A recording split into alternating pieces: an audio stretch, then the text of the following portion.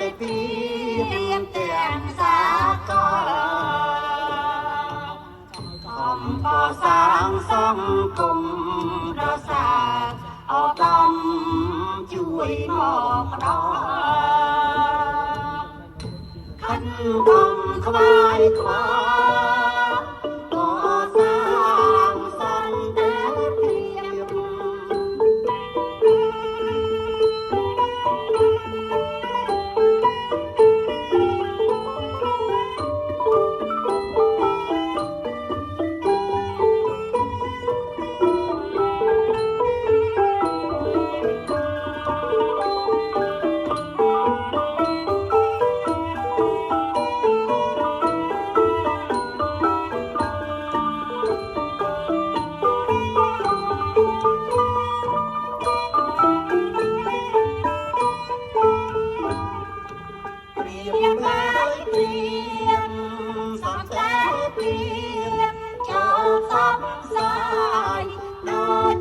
ព ខ្ញុំតែងបងបោ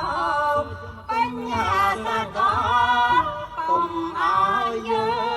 ងសង្គ្រាមឡើយអនចាក្តីទុកសូមឲ្យបានសុំបានឡែលហើយ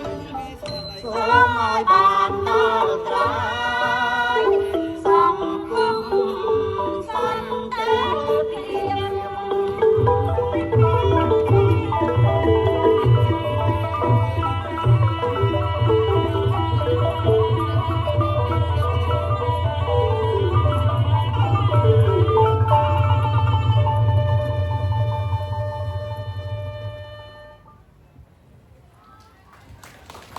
សូមសំលេងផ្ទះដៃមួយម